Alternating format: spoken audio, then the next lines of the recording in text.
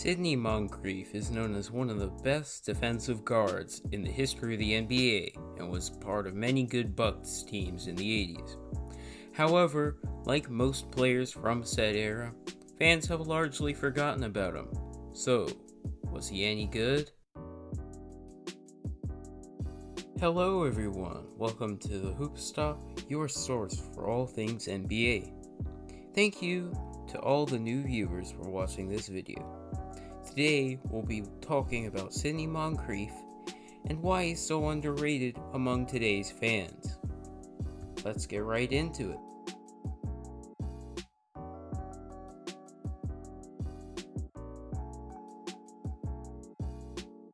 Sidney Moncrief averaged around 16 points, 5 rebounds, and 4 assists for his career, and averaged around 17 points on over 50% efficiency for his time in Milwaukee.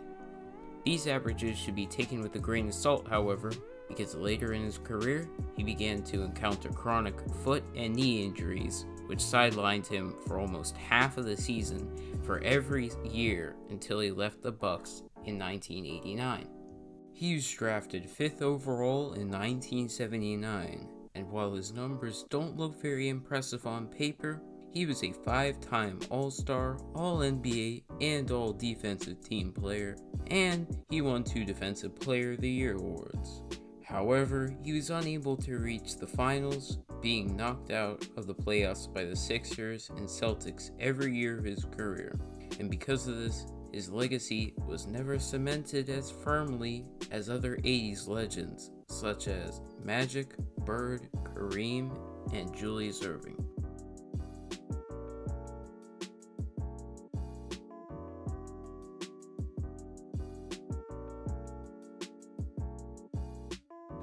Sidney had an extremely odd offensive play style.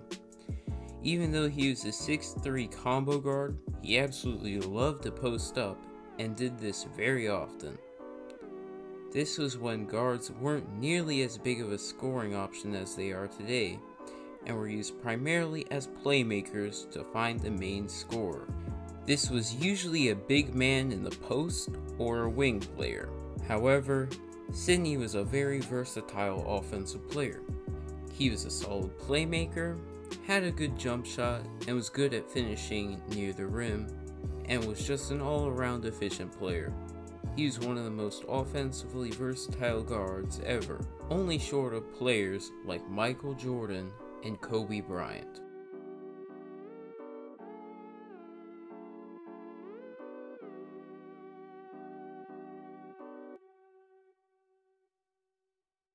His versatility also transfers over to his defense, which is by far the most well-known and talked about aspect of his game.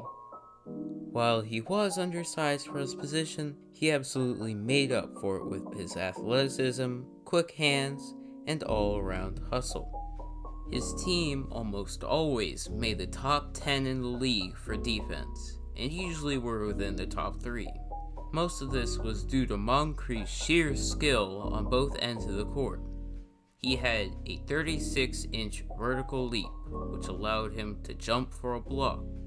And he had fast reflexes and good hands, so he was good at racking up steals and deflections. This makes him one of the greatest perimeter defenders ever, among elite company in players like Scottie Pippen and Gary Payton.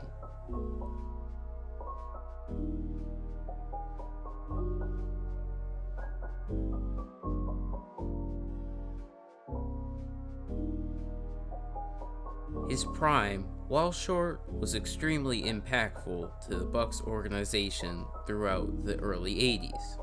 It only lasted around 5 years due to injury, which is even shorter than Larry Bird and Magic, who both had medical conditions that shortened their career. His prime went from 1981 to 1986, which is when he was on all 5 of his All-Star, All-NBA, and All-Defensive teams.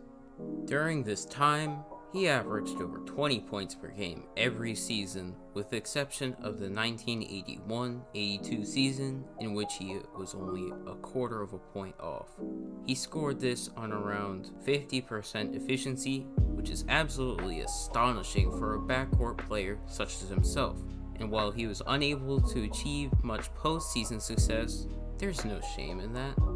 All of his contending seasons in the playoffs, he was eliminated by two of the best teams ever assembled, the Irving and Malone Sixers, who were one of, if not the greatest playoff teams in the entirety of the history of the league, and the Bird and McHale Celtics, who were routinely one of the best teams in the 1980s.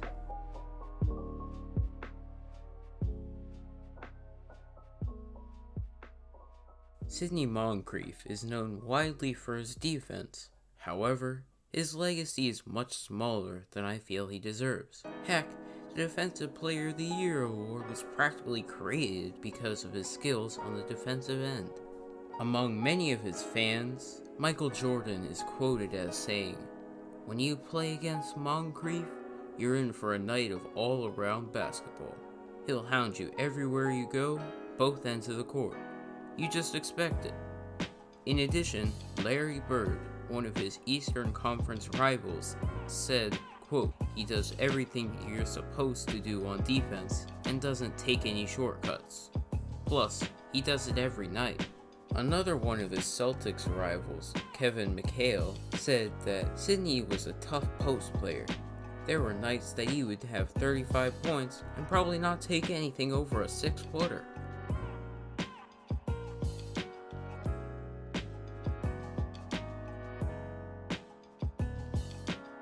In my opinion, he's one of the most underrated players of all time, up there with Bob Pettit, Jerry West, Elgin Baylor, and Scottie Pippen. Like the vast majority of 80s stars like Alex English, Adrian Dantley, and Isaiah Thomas, he was overshadowed by the Showtime Lakers and their rivalry with the Celtics. He also wasn't the most flashy or entertaining player, lacking the no-look passive magic or the insane scoring and trash talk from Larry Bird. His play style was gritty on both sides of the ball, not very marketable, and thus wasn't able to spread his influence very far. This was made even worse by the fact that he couldn't even make the finals once, and thus moves even further from the casual fan's eyes. Sidney shows that you can be one of the best in your craft and still be criminally underrated.